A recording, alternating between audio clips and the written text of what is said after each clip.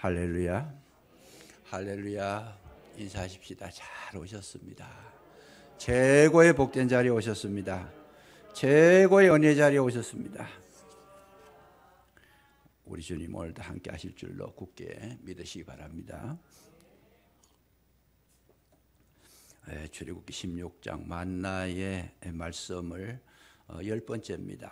오늘로서 마치려고 하는데 이 말씀을 가지고 10번이 아니라 100번을 해도 하나님의 말씀을 다 우리가 이해하기가 어렵습니다. 그러나 성령께서 주시는 만큼 우리가 이해하고 깨닫고 붙잡으면 우리 영혼이 살아나게 되고 정말 새 생명을 얻게 될 줄로 굳게 믿으시기 바랍니다. 왜 이렇게 오랫동안 하느냐? 무궁무진하다는 것이죠. 원래는 이 만나 설교를 한 번에서 한 2번 정도 하려고 생각을 했는데 성령께서 계속 감동을 주셔서 이렇게 하게 된 것이다. 제가 기도가 저만 감동받는 게 아니고 성령께서 우리 성도님들 한 분 한 분 임재하셔서 그 심령에 말씀을 심어 주옵소서. 이게 늘 저의 기도였습니다. 오늘도 이 은혜가 임하시기를 주의 이름으로 축복합니다. 사람이 살아가는 데에 제일 필요한 것이 뭘까? 세상 살아가시는 데 많은 것이 있습니다. 그러나 뭐니 해도 제일 필요한 것은 먹는 겁니다.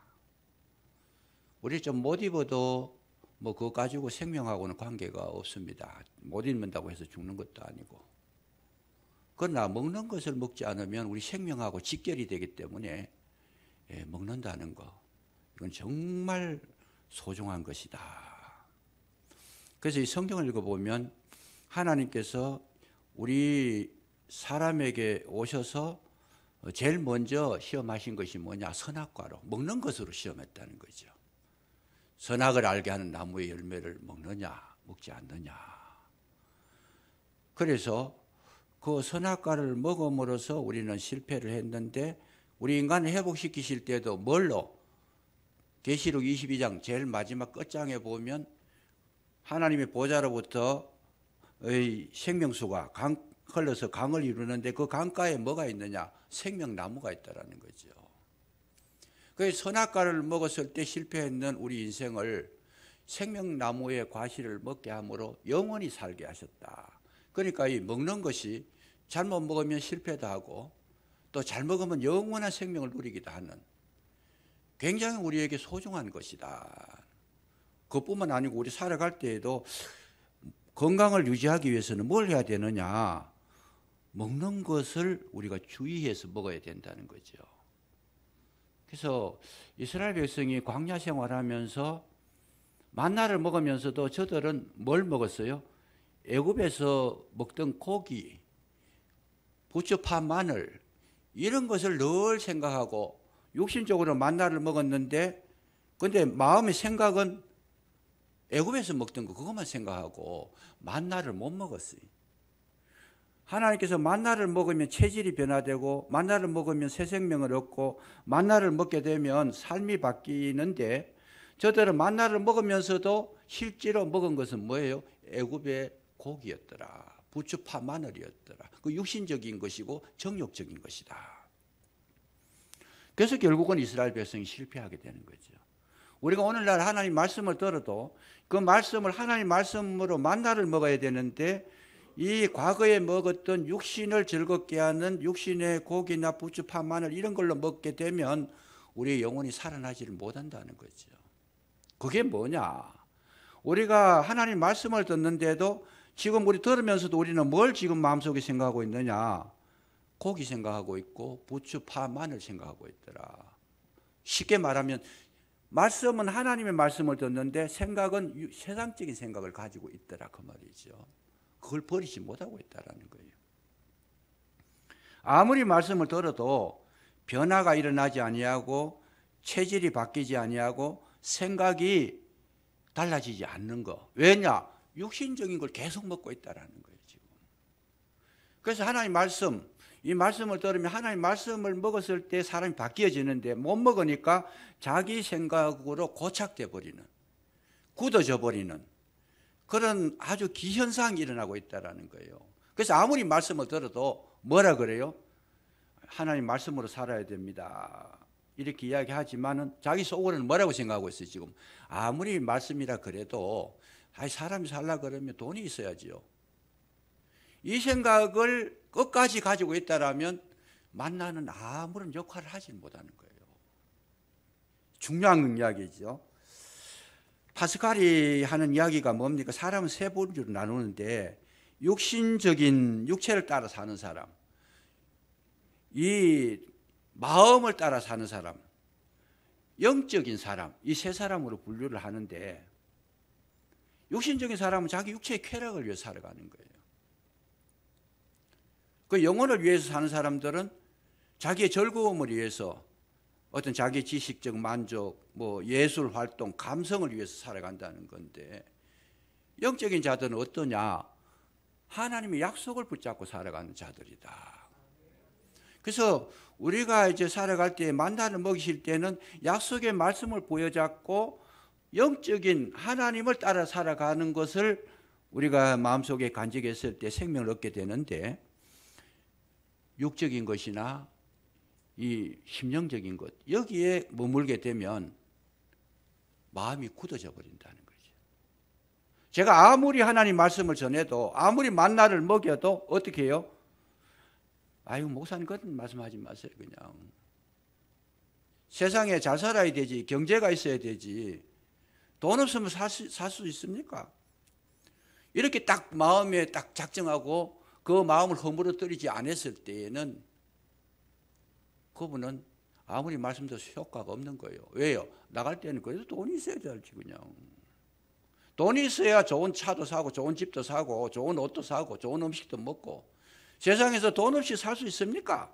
이렇게 딱 그렇게 굳어져 버리면 하나님의 만나의 말씀은 아무 소용이 없는 것이다.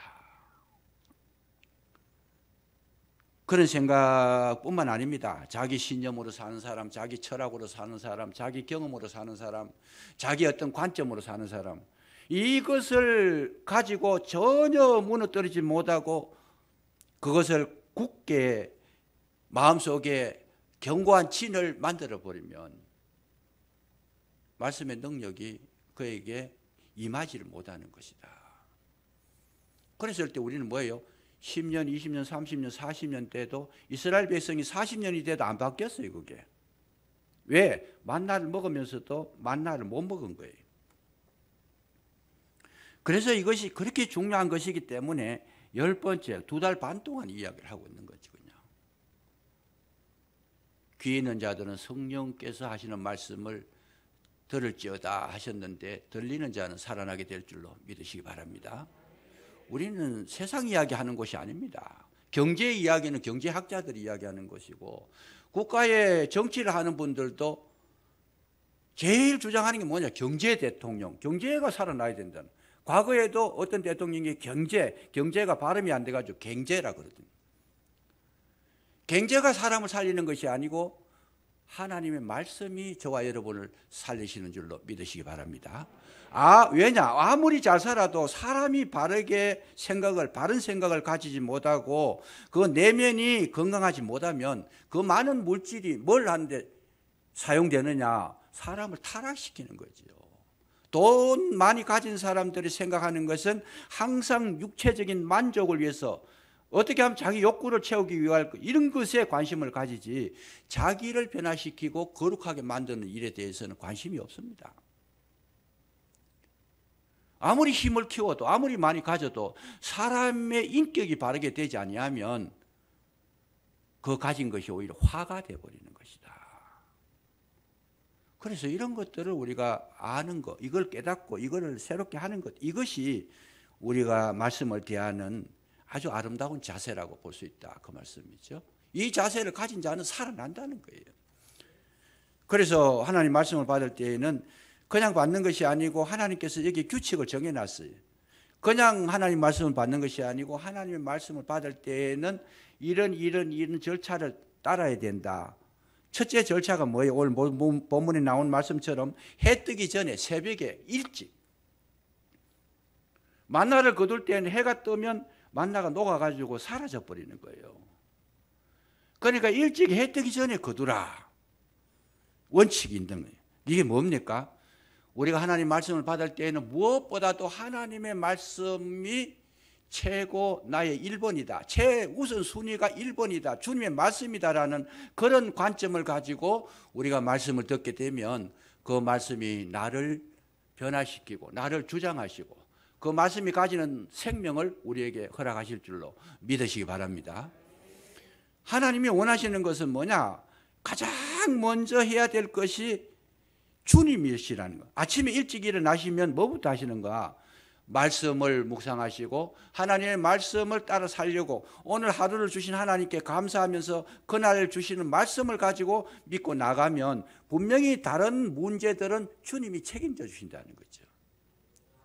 그러니까 이런 기도가 없고 이런 어떤 주님을 우선적으로 하는 이런 생각들, 이런 어떤 이 자기 나름대로의 마음의 다짐이 없을 때는 되는 대로 살아가 버리는 거죠. 그러면 말씀은 밀려나 버립니다. 우선 내게 닥친 일이 더 급해요. 그냥 나가서 일해야 될 거, 누구를 만나야 될 거, 오늘 처리해야 될 어떤 업무들 이런 것이 급하고 또 그것이 이제 몸이 피곤하면 몸 피곤한 이게 더 우선적이지 말씀은 새카맣게 우리가 잊어버린다는 거죠. 그래서 왜 새벽 기도가 왜 그리 중요하냐? 그것 때문에 중요한 거예요. 정말 오늘날 세계 가운데에 새벽 기도가 있는 나라는 대한민국밖에 없습니다. 외국 사람들은 이미 새벽 기도를 이미 안 한 지가 오래됐고 물론 하는 분들도 하겠지만 나름대로 하겠지만은 이래 공식적으로 모여가지고 새벽에 하나님 말씀을 묵상하고 그 말씀을 놓고 기도하고 그 말씀으로 마음을 새롭게 하는 그런 민족이 없다라는 거죠. 그러니까 우리 대한민국은 정말 하나님께서 사랑하는 그런 나라요. 우리 한국의 교회가 위대한 교회인 줄로 믿으시기 바랍니다. 외국 사람들이 새벽 기도를 따라 하려고 해보니까 못하겠다는 거예요. 못하겠다는 거예요. 어떻게 그렇게 하냐? 아니 하루 살아가면서 아침에 잠을 잘 자야지 하루를 피곤을 물리치고 잘 일할 수 있지. 새벽에 일어나가지고 어떻게 힘들어서 어떻게 하냐. 며칠 따라 하다가 다 그냥 그만뒀대요. 그냥 외국에서 목회하다가 오신 선교사님들이나 목사님들 이야기를 들어보면 좋다는 건 다 한대요. 자기들도. 야, 한국 교회, 한인 교회가 새벽마다 일어나서 기도하는 것을 참석해보고는 목사님들이 야, 우리도 해야 되겠다. 자기 교회 가서 해보니까 일주일은 따라오는데 일주일 지나고 나니까 한 명도 안 오더라는 거죠. 힘들어서 못 하겠다는 거예요. 제가 아는 사람들 가운데도 목사님들 가운데도 나는 새벽 기도는 못 합니다. 목사를 해도. 그래가지고 새벽 기도 없는 목회를 하는 그런 교회들이 있어요. 편하죠, 그러면. 참 편합니다. 그런데 놀라운 건 뭐냐? 그 교회는 점점 사라지더라는 거죠. 결과가. 뭐 하루아침에 사라지는 건 아니지만 시간이 지나갈수록 점점 쇠퇴해지고 결과가 아주 그냥 희미해지더라. 왜? 삶의 우선순위를 이미 무시해버린 거죠. 하나님은 누구를 좋아하나? 하나님은 우리에게 제1번이 되시기를 원하고 우리의 마음과 생각 속에 항상 우선적이 정말 그냥 우선순위의 최고의 자리에 앉기를 원하시는데 주님을 무시하고 멸시하고 말씀을 듣지 아니하고 내 생각 우선으로 나가버리면 길을 잃어버린다는 거죠. 그래서 하나님께서는 제일 처음에 말씀으로 사는 자를 기뻐하시고 뭐 기도를 새벽에 나오셔가지고 뭐 진짜 뭐 제대로 많이 한다 이런 게 중요한 게 아니고 이미 말씀을 사모한다는 그 자체가 중요한 거예요. 그냥 나 말씀 듣고 기도하겠다. 말씀대로 기도하겠다. 말씀대로 살겠다. 그런데 신기하게도 하나님께서 그날 필요한 영의 양식을 그날 새벽에 주신다는 거예요. 그날 새벽에. 그런데 한 번 말씀 받은 거가 영원히 사는 게 아니고 날마다 거둘 것이라 그날 주시는 말씀 새 양식을 그날에 필요한 양식을 그날 새벽에 주신다는 거예요. 이런 믿음을 가지고 새벽에 나왔더니 그날 내가 필요한 거 나는 몰랐는데 그날 말씀을 가지고 살아갔더니 그날 모든 사건들을 이기게 하시더라. 왜? 하나님은 우리를 아시고 말씀을 미리 준비해 놓으신 것이다. 이게 놀라운, 이게 영적인 신비한 거는 막 이상한 거, 막 그 기적 같은 거 나타나는 그런 게 신비한 게 아니고, 정말 하나님께서 우리 생활 속에, 삶 속에 조용하고 잠잠하고 드러나지 않게 인도하시는 그게 신비예요. 그게 참 신비해요. 그게 그런 방법으로 우리를 이끌어 가시고 우리에게 생명을 주시고 우리를 건강하게 하신다는 것. 루터라고 하는 정말 세계적인 어떤 목회자요, 신학자인데, 이분은 매일 새벽에 2시간씩 기도하지 않으면 그날은 마귀에게 빼앗기는 날이라 그랬어요. 놀라운 일이에요. 이분은 뭔가를 알고 있다는 거예요. 영적인 진리를 알고 있다는 거죠. 그래서 모든 사건, 세계적인 사건의 그 원인들, 그리고 시간대별로 이렇게 연구를 하고 조사를 해보면 큰 사건들은 전부 새벽에 다 일어납니다. 홍해를 가를 때 언제? 새벽에 홍해가 갈라졌어요. 예수님 부활하실 때도 언제예요? 새벽에 부활하셨어요.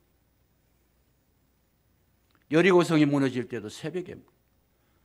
아픈 이야기지만은 우리가 북한 공산당이 침략에 내려올 때도 휴일날 새벽에 내려온 거예요. 그러니까 이러한 것들이 우연이 아니라는 거예요. 우연이 아니다. 정말 새벽부터 하나님의 말씀을 사모하고 말씀으로 양식을 삼고 살아가는 자에게는 좋은 일이 있으리라. 그러나 새벽부터 엉뚱한 생각을 하게 되면 다른 나라를 침략하고 사람을 파괴하고 죽이는 일에 새벽부터 그걸 하고 있다는 거예요. 그만큼 그 새벽이라는 시간, 일찍이라는 그 시간, 그것이 우리에게 굉장히 중요한 것이다. 그래서 새벽에 가장 우선적으로 말씀을 읽어도 가장 첫 시간에 주의 음성을 듣게 되면 그날 하루를 승리하게 되고 그날 하루가 그 이튿날까지 우리를 책임져 주시는 은혜가 있는 줄로 믿으시기를 바랍니다. 새벽에 거두지만은 날마다 거두라는 거예요. 원칙이에요. 이게 날마다 거두라. 참 중요한 말씀이에요. 하나님께서 사람에게 할 일을 날마다 거두라. 그런데 하나님은 어떤 능력을 베푸실 때 사람을 가만히 앉혀놓고 하나님께서 우리 입 벌리라 그러고 먹이를 주시는 분이 아니다는 거예요. 내가 거두러 나가야 돼. 그러니까 집안에 쌀독에다가 쌀을 담아주시는 하나님이 아니고 바깥에 양식을, 하늘에서 양식을 비같이 내려주셨다는 거예요. 그걸 거두러 나가야 된다는 거예요. 거두러 나가야 된다. 그래서 사람이 할 일을 제외하지 않고는 하나님께서 주시는 양식을 먹을 수 없다는 거. 그러니까 예를 들어 새벽에 예배를 드린다. 나가야 된다는 거예요. 새벽에 기도 참석해야 된다. 나가야 된다. 그건 내가 해야 되는 거예요. 내가. 예배를 드리는데 예배에 뭐 해야 돼요? 참석해야 된다는 거예요. 그건 내가 할 일이 있다는 거죠. 내가 선하게 살아야 된다. 그건 내가 할 일이 있다는 거죠. 나는 아무것도 안 하는데 하나님 다 해주셨더라. 나는 그냥 놀아도 되더라. 그거는 성경적이 아니다는 거예요. 성경적이 아니다. 예수님께서 나사로가 묻혀있는 그 무덤에 가가지고 그 이스라엘의 무덤은 앞에 돌로 막아놨잖아요. 굴을 파가지고 그 앞에 돌문을 막아놨는데 나사로를 살리실 때 예수님 뭐라 그랬었어요? 나사로야 나오느라 그러니까 나사로가 나왔어요. 그런데 그 나사로가 나오기 전에 주님 먼저 하신 말씀이 뭐예요? 돌문을 열어라. 그래요. 돌문 열어라. 아니 주님께서 돌문 열면 되시죠. 말씀 한마디만 하면 돌이 굴러가라. 그러면 굴러가실 텐데 그렇게 하시지 않았다는 것이요. 돌문을 열어라. 돌문 여는 건 너희들이 해라. 그건 뭐예요? 거기 주변에 있는 그 사람들의 마음 반응을 보신 거예요. 믿음을 보신 거예요. 그들이 순종하는 걸 알고 지금 그렇게 따르는 걸 보시는 거예요. 하나님은 하나님께서 다 하시는 거 아니다. 이 나라에 이 땅에 온 세계에 복음을 전하고 하나님 나라를 이루실 때에도 하나님의 사람들을 통해서 이루시지 하나님께서 하시는 거 아니다 그 말이죠. 굉장히 중요한 이야기입니다. 요한복음 9장에 보면 날 때부터 소경된 자가 있어요. 이 사람을 낫게 하시는데 하나님 뭐라고 해요? 눈에다가 진흙을 발라놓고 진흙을 잔뜩 발라놓고 신라와 못에 가서 씻으라 그래요. 아니 주님께서 눈 뜨라 그러면 뜨지 그걸 뭘 그냥 진흙을 바르고 침으로 또 이겨가지고 그 실로암까지 가는 길이요 굉장히 힘들고 위험합니다. 왜? 실로암 낮은 곳에 있기 때문에 계단을 타고 내려가야 돼요. 거기 가보니까 건강한 사람도 내려가려고 하면 조심조심해서 내려가야 돼요. 그거를 소경된 자가 이 눈에다가 진흙을 발라가지고 그거를 내려간다는 거 보통 힘드는 게 아니에요. 이게 왜 그랬을까? 말씀에 순종하는 걸 보시기 원합니다라는 거지. 앉혀놓고 하시는 분이 아니라는 거예요. 그래서 그 소경이 그 실로암까지 내려가는데 얼마나 힘들고 얼마나 어렵겠어요. 아 주님 나 이거 뭐 하겠습니다. 그럼 뭐 눈이 회복이 안 되는 거죠. 그러나 그는 신기하게도 그 말씀을 듣고 그대로 끝까지 그냥 뭐 계단에서 굴렀는지 어땠는지 그거는 뭐 기록이 안 됐으니 모르겠지만 어쨌든 힘들게 내려갔을 거라는 것은 그 당시 지리적인 상황을 보면 분명히 드러나는 거죠. 그냥 씻고 돌아오니까 눈이 밝아졌더라. 하나님 말씀이 효력이 있을 때가 언제냐? 순종해서 그 말씀을 따라서 내가 할 일을 했을 때에 하나님 거룩한 역사가 나타나게 될 줄로 믿으시기 바랍니다. 성경에 보면 이렇게 다 돼 있어요. 요한복음 2장에도 보면 갈릴리 가나의 혼인잔치에 거기에 포도주가 떨어졌더라. 잔치에 예수님께서 그 잔치에 포도주를 만드실 때 어떻게 해요? 물이 변하여 포도주가 되라 이렇게 하시지 않았어요. 하인들에게 뭘 해요? 물을 떠다 부어라. 결례를 행하는 항아리 6개가 놓여 있는데 거기에 물을 갖다 부어라. 그거 누가 해야 돼요? 사람이 하는 거예요. 사람이. 가득 채우니 이제는 떠다가 연회장에게 갖다 주라. 연회를 맡아 주관하는 제일 그런 그 리더자 그에게 갖다 줘라. 그러니까 이 사람이 먹어보니까 지금까지 먹어보지 못한 포도주가 됐더라. 언제 그게 됐어요? 끝까지 순종이. 결례를 행하는 항아리 6개의 물인 그 결례는 뭐예요? 손발 씻는 데요. 손발 씻는 거. 그 물을 갖다가 연회장에 갖다 주라 그러면 하인이 생각해 볼 때에 이거는 말이 안 되는데 아무리 그렇지만은 손 씻는데 발 씻는데 이런 물 가지고 그걸 갖다 주면 되겠습니까? 못 하겠습니다. 그럼 그건 안 되는 거예요. 그러나 끝까지 그 말씀을 의지해서 갖다 주니까 연회장이 어떤 분은 그걸 재밌게 이야기해요. 언제 변했을까? 뜨가 갈 때 변했을까? 마실 때 변했을까? 뭐 별 이야기 다 하는데 그런 거는 우리가 알 필요가 없고 일단 순종했을 때 하나님의 역사가 나타나게 될 줄로 믿으시기 바랍니다. 그래서 우리는 이런 것들에 대해서 우리가 정말 확신을 가지고 주님의 말씀대로 이렇게 따르지 아니하면 우리는 많은 것을 들었고 많은 만나를 먹었지만 그 만나가 전혀 우리의 영혼에 도움이 되지 않는다 그 말이죠. 그래서 내가 할 건 내가 해야 됩니다. 날마다 거두라. 날마다 나가라. 날마다 기도해라. 날마다 예배 드려라. 주기도문에 보면 일용할 양식을 달라 그랬어요. 일용할 양식, 그날 필요한 양식을 달라 그래요. 그 말의 뜻이 뭡니까? 그날 필요한 양식이고 내일 거는 구하지 말고 오늘의 것만 만족해라. 그러면 그 말의 뜻이 뭐겠어요? 내일 거는 이미 하나님께서 내일 것도 준비해 놓으셨다는 것을 믿으라 그 말이에요. 오늘 것에 만족하고 살면, 오늘의 최선을 다하면, 오늘 현실에 내가 있는 힘을 다해서 노력하면 내일 것은 하나님께서 준비해 놓으셨을 것이다. 그 믿음을 가진 자만이 그렇게 할 수 있다는 거죠. 그러니까 내일 일을 염려하지 말라는 거예요. 오늘 현실을 이 믿음으로 채우지 못하니까 늘 그냥 미래 걱정하고 내일 걱정하고 모레 걱정하고 그럴 필요 없다. 하나님은 어떤 하나님이냐? 하루분만 주시는데 내일 또 내일 하루분을 주시는 분이다. 그 다음 또 주님이 주시는 분이다. 이거를 알게 하기 위해서 매일 우리에게 믿음의 훈련을 시키는 것이 날마다 거두는 그런 원리를 말씀해 주신 줄로 믿으시기 바랍니다. 그러니까 믿음을 키우는 거예요. 그거를. 내일 때문에 염려하는 것은 믿음이 없다는 얘기잖아요. 내일은 내일 주님 주신다. 걱정하지 말아라. 그래서 우리가 살아갈 때에 뭘 해요? 내가 해야 할 일에 대해서는 최선을 다해라. 내가 할 일에 대해서 오늘 하루에 주어진 일에 최선을 다해라. 최선을 다해도 안 될 때는 어떻게 해요? 주님께 맡겨라는 거죠.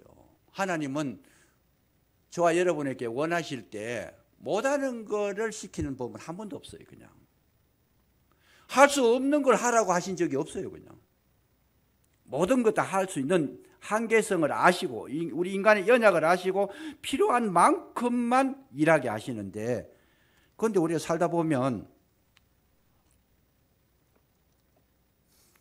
정말 그냥 힘들고 어려울 때가 있어요. 불가항력적인 거.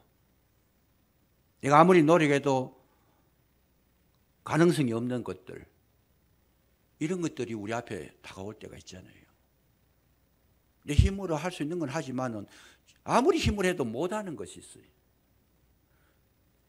그런 것들은 뭘 해야 되느냐?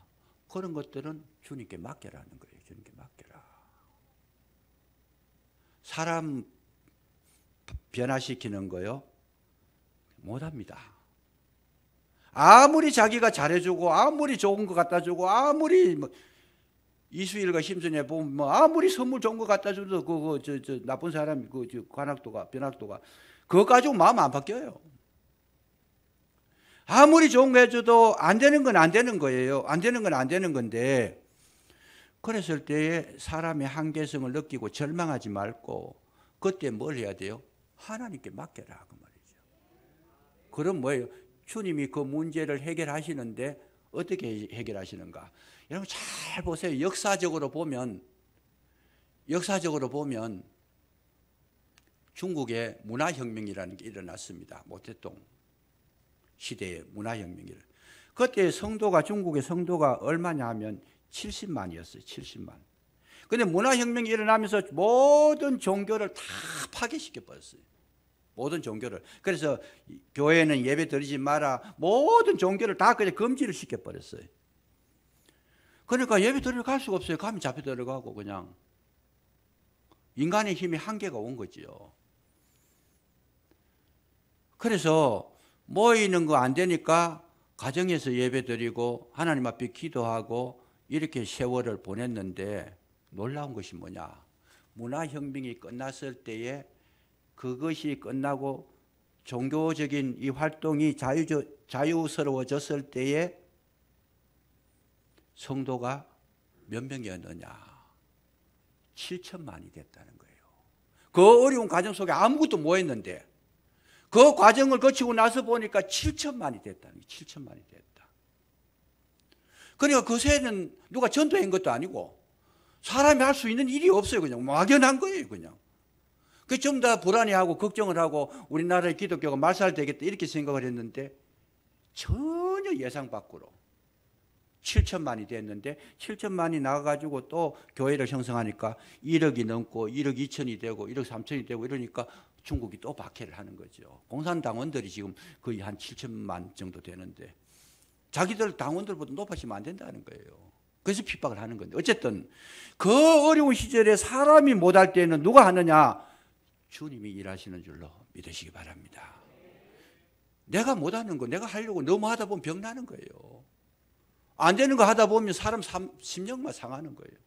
사람에게 해서 정말 노력을 해야 되지만 노력하는 데까지는 하고 나머지는 뭐예요? 주님께 맡기고 평안을 유지해라. 그것이 하나님 아버지의 뜻이라는 거예요. 우리가 계속 그것 때문에 매달려가 괴로워하고 힘들어하고 어려워하고 자유를 잃어버리고 정말 죽을 상이 되는 거, 그건 하나님 뜻이 아니라는 거예요. 그러니까 하는 데까지는 열심히 다 하고, 그런데 마음에 근심하는 걸로 하는 게 아니고 믿음으로 하고, 그래도 안 됐을 때는 이제는 나는 다 했습니다. 주님께서 하십시오.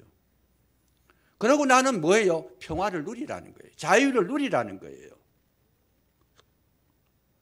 그러니까 하나님 뜻은 지금도 마찬가지입니다. 우리가 늘 걱정하고 근심하고 괴로워하는 걸 좋아하시는 하나님이 아니고, 그런 것 때문에 너무 고민하고 막 병날 정도로 그렇게 하는 거, 그거 하나님 뜻이 아니다는 거예요. 그러니까 답은 정확하게 나와 있어요. 그렇게 하지 말고 기쁨으로 하고 감사함으로 하고 즐거움으로 하고 재밌게 해라. 그러고 나서 안 되거든 랑 그것 때문에 너무 괴로워도 하지 말아라. 왜? 우리 심령의 건강한 거, 우리 심령의 기쁨이 있는 것이 하나님 아버지의 기쁨이 되시는 줄로 믿으시기 바랍니다. 우리 고민하게, 여러분 자녀를 키울 때도 그렇지 않아요? 자녀가 막 맨날 고민하고 내가 막 그냥 반에서 1등 해야 되는데 그것 때문에 밥도 못 먹고 그냥 아이가 바짝바짝 말라가면 부모가 좋아하겠어요? 그거를? 아니다는 거예요. 내게 주신 만큼만 하고 내게 주신 능력만큼만 하고 내게 주신 은사만큼만 하고 나머지는 다른 사람에게 맡기고 하나님께 맡기고 나는 자유하자. 건강한 삶이라는 거예요. 건강한 삶이다. 늘 그냥 마음이 행복하고 찬양하면서 살아가는 것이 주님의 은혜요 축복인 줄로 믿으시기 바랍니다. 이렇게 하는 겁니다. 우리 신앙생활. 만나를 먹을 때 그렇게 먹으라는 거예요. 먹을 수 있는 거 참 즐겁게.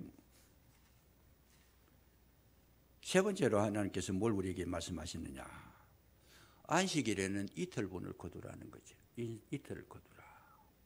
다른 날은 하루 거두고 이틀분치를 거뒀더니 월요일 날 나가가지고 화요일 것까지 거두었더니 화요일 날까지 거둔 그건 썩어버리더라는 거예요. 하루 먹을 만큼만 양식이 되게 하시더라. 그런데 안식일 날 다가올 때는 이틀분을 거두라. 이 만나를 거두는 방법이 참 신기한 거예요. 그래서 이틀분을 거두라. 왜? 안식일이 되면 일하지 말고 안식일은 하나님께서 예배해 놓으시고 먹을 거 다 준비해 놓을 테니까 이틀분 거두어서 너희들이 보관하면 그것이 썩지 않을 것이다. 이 말씀의 뜻이 뭐겠어요? 안식일 날은 쉬라는 거예요. 안식일 날은 육신적인 일을 하지 말고 영적인 일을 하라는 거예요. 안식일 날은 사람이 일을 하는 것이 아니고 하나님과 관계를 회복하라는 거예요. 여기에 깊은 원리가 담겨 있어요. 그냥 지금은 산업시대가 돼서 주일날도 일하고 막 이렇게 하기 때문에 정말 그렇게 하기 힘들지만은 그래도 이 원리는 알고 있어야 된다는 거예요. 원리를 지켜나가려고 노력해야 되고. 사람이 일 중독된 자분들을 보면 일을 안 하면 가만히 있지를 못해요. 그냥 뭔가 해야 돼요. 그냥 가만히 앉아 있지를 못해요. 그냥 그거는 형벌이에요. 형벌. 적어도 우리 사람의 몸은 엿새 동안 일하고 하루를 쉬도록 하는 것이 아버지의 뜻인 줄로 믿으시기 바랍니다. 이거를 알아라는 거예요. 일할 때 일하고 쉴 때는 쉬라. 일벌레가 되는 거 굉장히 성실하고 좋은 것 같지만은 하나님께서는 우리에게 일시기로 이 세상에 보낸 게 아니다는 거죠. 일보다 더 중요한 것은 하나님과 나와의 관계가 더 중요하다. 그래서 하나님과 나와의 관계를 회복하고 난 다음에 나머지는 그 힘을 가지고 여세 동안 살아라. 그런 뜻입니다. 근데 주일도 없고 뭐 쉬는 것도 없고 여러분 우리 육체가요 계속 돌리면 기계도 따라버리는데 사람 몸이 견뎌낼 수 있는가? 불가능하잖아요. 하나님 그래 무지막지하게 몰아붙이시는 하나님이 아니시다는 거예요. 저는 이 성경을 읽어보니까 그래요. 하나님은 억지 부리시는 분도 아니고 무리하게 시키는 것도 아니고 모든 것을 안 되는 걸 막 그렇게 억지로 이렇게 조합을 해가 하시는 분이 아니고 정말 하나님은 은혜로 인도하시고 편리하게 하시고 쉽게 하시고 가볍게 하시고 정말 주님은 은혜롭게 하시는 분이신 줄로 믿으시기 바랍니다. 하나님이 하시는 일은 그렇게 하시는 거예요. 그게 하나님의 일이에요. 안 되는 걸 막 억지로 그냥 주일에 하루 돈 벌면 얼마인데 돈 더 많이 벌 수 있어요. 그게 인간적인 생각으로 하면. 그러나 그 돈보다 주일에 하루 일해갈 100만 원을 버시는데 100만 원보다 더 중요한 것은 주님과 나와의 관계인 줄로 믿으시기 바랍니다. 가정에 아무리 돈을 잘 벌어 들어와도 부부간의 사이가 나쁘면 그 가정은 행복하지는 못해요. 그거는. 돈보다 중요한 것은 뭐겠어요? 서로의 마음을 살펴주고 서로 이해해주고 서로가 하나 되는 이런 어떤 시간들이 필요한 거지. 그런 것도 없이 막 돈만 막 자꾸 갖다 주면 행복하냐? 평생 한 60평생 살다가 이혼하는 가정이 있어요. 그래 왜 그리 이혼하려고 그러느냐? 아내가 하는 말이 저 사람 60평생 내 마음을 한 번도 알아준 적이 없다 그래요. 남편은 잘해준다고 했는데 아내가 생각해 한 번도 내 마음을 시원하게 한 적이 없다. 내 마음을 알아준 적이 없다라는 거예요. 모든 걸 다 채워줬는데도 부족함이 없이 채워줬는데도 아내는 마음이 부담스럽다는 거예요. 남편이 답답하다는 거예요. 같이 있어야 될 이유가 없다는 거예요. 혼자 있는 게 더 즐겁다는 거예요. 중요한 겁니다. 그래서 우리는 정말 그날 뭐예요? 안식일이 주일이 되면 정말 하나님과 나와의 관계를 회복하고 주님이 뭘 원하시는가를 알고 주님께서 기뻐하시는 그거를 마음에 새기고 주님과 동행하시면 모든 것에 승리하게 하실 줄로 믿으시기 바랍니다. 이것이 만나를 거두는 원리라는 거예요. 원리다. 끝으로 뭐냐 하면 여기 보세요. 4절 끝에 보면 날마다 거둘 것이라 이같이 하여 그들이 내 율법을 준행하나 아니하나 내가 시험하리라. 하나님이 하시는 일은 모든 일을 통해서 뭘 하느냐? 우리를 시험하고 계신다는 거예요. 시험하고 계신다. 선악과를 만들어 놓고 먹지 마라 하셨던 그거는 아담과 하와를 시험하신 것이다. 이삭을 번제물로 드려라. 아브라함에게 이 말씀을 하셨는데 그거는 뭐예요? 아브라함을 시험하셨다. 성경은 그렇게 기록해요. 시험하셨다. 우리가 모든 삶 속에 하나님 계속 시험하시는 분이라는 거죠. 주의를 만들어 놓으시고 주의를 지키는가 안 지키는가 시험하시더라. 11조를 하라 그래 놓고 11조 가지고 하나님 검도 내 것이고 언덕도 내 것이고 온 우주가 하나님 것인데 사람들에게 돈 받을 필요가 없어요. 그런데 11조를 하라. 그건 뭐예요? 하나님의 것인 것을 인정하고 사는지 시험해 보는 거예요. 하나님께서. 시험해 보는 거예요. 왜 시험하느냐? 정말 하나님이 사람이냐? 하나님 말씀이 순종하느냐? 온전히 하나님만 바라보고 사느냐? 주님과 하나 됐느냐? 주님을 가장 소중하게 여기느냐? 이런 것을 목표로 하고 하나님께서 계속 저와 여러분을 만들어 가시는데 얼마만큼 됐는가를 시험하시고 테스트하시고 다시 만들어 가시고 부족하면 채우시고 이것을 우리 일평생 동안 주님이 하시는 줄로 믿으시기 바랍니다. 아브라함이 언제 아들 이삭을 바치라고 했을 때 그 바치는 것이 시험의 합격이었어요. 그러고 나서는 하나님 시험하시는 게 없었어요. 오늘 하나님은 우리에게 오셔서 뭘 하는가? 말씀을 따라 사는가? 순종하는가? 말씀을 생명으로 삼고 정말 말씀을 근거로 해서 살아가는가? 하나님은 가장 소중한 분을 여기시는 이 모든 것을 우리 삶을 통해서 시험하고 계신다는 거예요. 우리는 몰라 그거를요. 모르는 게 아니고 그런 거에 대해 관심을 안 가지는 거죠. 내가 살아가는 모든 생활 패턴 전체가 다 지금도 내가 하나님 앞에 시험 당하고 있다라는, 시험 치고 있다라는 거예요. 정말 하나님의 사람이 되어 있는가, 바뀌었는가, 변화되었는가, 성장했는가, 성숙했는가 시험하고 계신다는 거예요. 모든 사건들을 통해 가지고. 학교 선생님이 시험을 칠 때에 시험지 나누어 주러 올 때에는 굉장히 온화한 얼굴이지만은 선생님이 시험을 채점할 때는 어떻게 해요? 엄격하게 하는 거잖아요. 틀린 답을 맞다고 그렇게 안 하시는 거예요. 엄격하게 하시는 거예요. 그래서 하나님께서 우리에게 모든 걸 주실 때에는 정말 가까이 다가오셔서 주셨지만은 반드시 주님 앞에 서는 그날에는 엄격하게 시험을 하시는다. 그 공력이 불이 타는가 타지 않는가 시험하시는데 그거는 결론적인 거고 날마다 시험을 당한다는 것은 날마다 내 신앙을 지금 체크하고 계신다는 거죠. 하나님께서 1년에 얼마 자랐는가 3년이 되고 5년이 되면 얼마나 성장했는가 얼마나 성숙했는가 거기에 따른 시험이 1년짜리하고 5년짜리하고 10년짜리하고 달라요. 시험 문제가 달라요. 그냥 그러니까 마지막 시험이 아들밭이라는 그거는 인간으로 할 수 없는 시험이에요. 그거 당할 수 없는 시험이에요. 시험의 단구애가 높을수록 우리는 뭘 생각해야 돼요? 내가 그만큼 성장했다라는 거지. 성장했다. 그 시험 문제가 어려울수록 우리는 뭘 생각해야 돼요? 감사하다고 생각하셔야 돼요. 야, 내가 이런 시험을 이제 하나님 앞에 시험 문제를 받을 수 있을 정도로 내가 성장했구나. 시험이 오면 먼저 그것부터 생각하고 감사하시라는 거예요. 그 시험이 왔다. 나 대단한 사람 됐다 이제는. 조그마한 감기 걸린 거 이런 거 시험하는 게 아니고 생사를 오락가락하는 정말 그냥 병원에서도 가망 없다고 하는 그런 시험거리 주셨을 때 하나님 정말 하나님 이제 나를 인정하시는가 보다. 내가 믿음으로 이기겠습니다. 그 시험에 합격하게 되면 하나님은 우리를 세워주시고 회복시켜 주시고 우리를 인정해 주시고 성립케 하실 줄로 믿으시기 바랍니다.